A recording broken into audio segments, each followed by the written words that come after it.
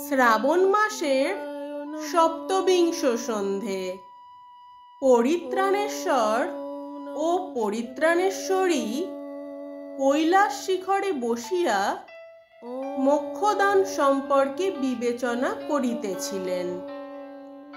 শ্রী গণেশ সেখানে আসিয়া পিতা ও মাতাকে প্রণাম করিয়া পিতা পরিত্রাণেশ্বর শিবের উদ্দেশ্যে বলেন, পিতা, আজ আমি আপনার কাছে যে জ্ঞানার্জনের জন্য এসেছি তা হলো, যদি কেউ কখনো কোনো পর্যায়ে এসে সর্বহারা ও দিশেহারা হয়ে যায়, তখন সে কিভাবে নিজের মনোবল অটুট রাখবে?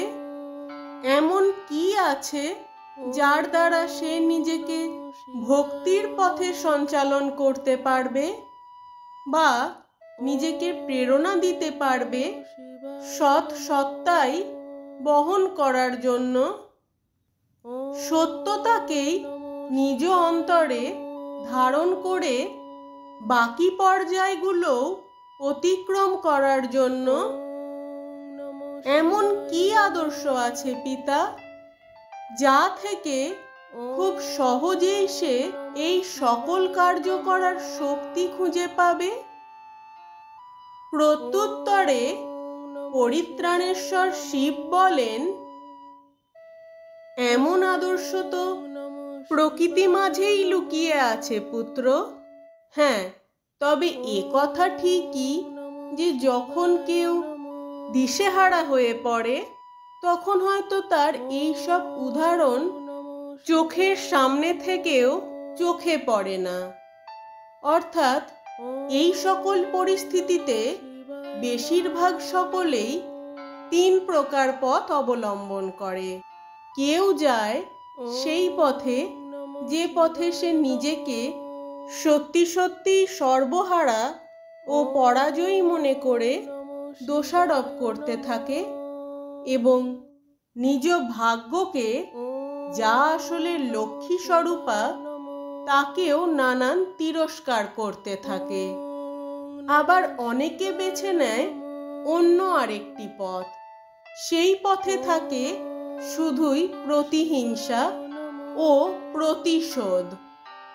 তারা ভাবে যে তাদের সাথে যখন এমন হয়েছে তখন তারা বাকিদেরকেও সুখে থাকতে দেবে না। কিন্তু এই কার্য তারা তাদের ওপরেই শুধুমাত্র করতে পারে যাদেরকে এরা কোনো না কোনোভাবে নিজের চেয়ে দুর্বল বা অসহায় মনে করে। তবে এরা সর্বদা দুর্বল মনে করলেই যে তারা দুর্বল এমনটাও নয়।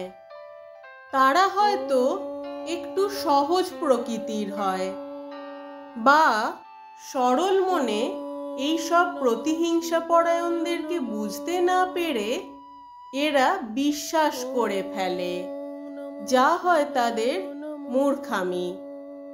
তবে যারা সহজ সরল বা সৎ পথ অবলম্বন করে তারা কখনোই দুর্বল হতে পারে না।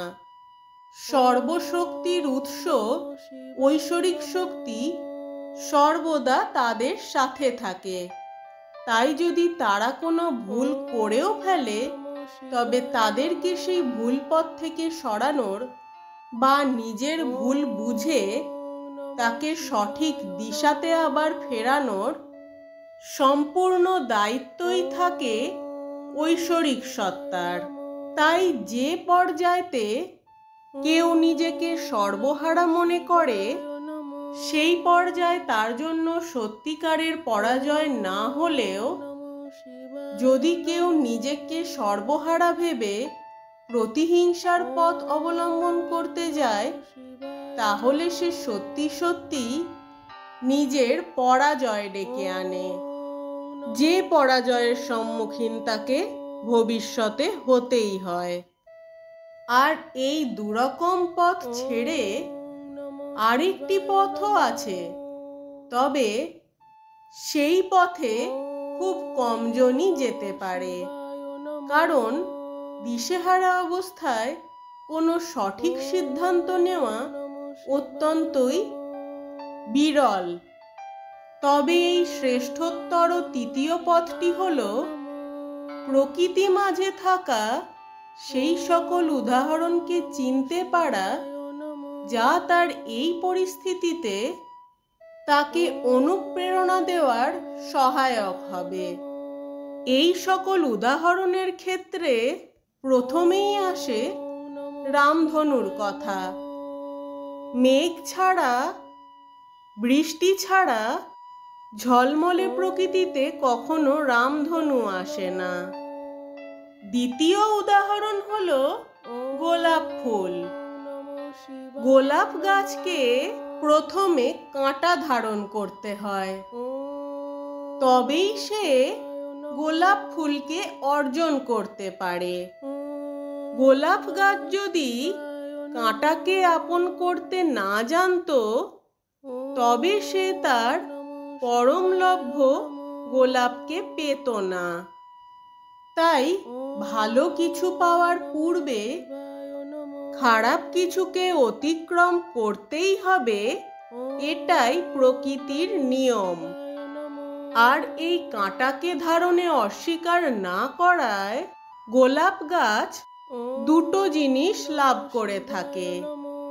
এক তো সে তার পরম কাঙ্ক্ষিত গোলাপ ফুলকে লাভ করে, আবার দ্বিতীয়ত বিভিন্ন রঙের গোলাপ ফুল বিভিন্ন পবিত্র সম্পর্কের প্রতীক হওয়ায় আগামী দিনের পথ চলার শুভকামনা জানানোর উদ্দেশ্যে যে কোনো কেউ তার প্রিয়জনকে গোলাপ ফুল দিয়ে থাকে।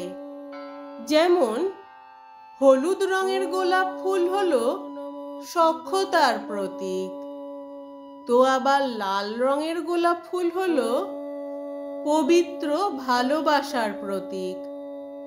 সাদা রঙের গোলাপ হলো বিশুদ্ধতা ও আনুগত্যের প্রতীক। আর গোলাপি রঙের গোলাপ হলো নির্ভরযোগ্যতা, ভালোবাসা, কৃতজ্ঞতা ও স্বীকৃতির প্রতীক ইত্যাদি। আরো নানা রঙের গোলাপকে নানান ক্ষেত্রে ব্যবহার করা হয়ে থাকে প্রতীক হিসাবে। এছাড়াও প্রকৃতি মাঝে লুকিয়ে থাকা আরেকটি বিশেষ উদাহরণ হলো পদ্ম ফুলের বীজকে পদ্মফুল সৃষ্টির পূর্বে পাঁকের অন্ধকারেই থাকতে হয়, কিন্তু তার এই অন্ধকার দশা দেখে যদি কেউ তাকে নিয়ে তামাশা করে, তাহলে ভবিষ্যতে সে যখন পদ্মফুল রূপে প্রস্ফুটিত হয়, তখন সে তার প্রাপ্য জয় ঠিকই লাভ করতে পারে। আর তাকে নিয়ে যারা তামাশা করেছিল, তারাই নিজের মনের কাছে নিজেরাই হেরে যায়। আবার যদি চতুর্থ অন্য এক উদাহরণের কথা বলি, তাহলে একটি ছোট পাথরের টুকরোকে যে কেউ সহজেই ছুঁড়ে ফেলে দেয়, কিন্তু যখন অনেকগুলো ছোট ছোট পাথর মিলে একটি ছোট আকৃতির প্রস্তরখণ্ড তৈরি করে, তখন আর কেউ খুব সহজেই তাকে ছুঁড়ে ফেলা তো দূরের কথা, নিজে হাতে তাকে ধারণও করতে পারে না। আবার যখন অনেকগুলো প্রস্তরখণ্ড মিলে একটি বৃহৎ আকার পাহাড় বা পর্বতের সৃষ্টি করে, তখন তার সেই সুবিশাল উচ্চতার কাছে সকলেই মাথা নত করতে বাধ্য হয়। এরকমই প্রকৃতির মাঝে আরো নানান উদাহরণ খুঁজে পাওয়া যায় পুত্র গণেশ। আসলে কালের নিয়মে কোনো সত্য ভক্তিপ্রেমীর কাছ থেকে যদি কিছু হারিয়েও যায়, তবে আমি স্বয়ং মহাকাল রূপে তার সেই সকল চিন্তা তার থেকে হরণ করি। আর তোমার মাতা দুর্গা শক্তিদায়িনী রূপে তাকে সামনের পথে এগিয়ে আগামীতে তার জন্য অপেক্ষিত পরম সফলতা লাভের শক্তি যোগান। সর্বোপরি একটা কথা জেনে রেখো গণেশ, অন্ধকারাচ্ছন্ন কিছু পর্যায় নয়কো প্রকৃত পরাজয়। সঠিক চিন্তনই ঘটায় আত্মশক্তি বৃদ্ধি, এনে দেয় আসল জয়।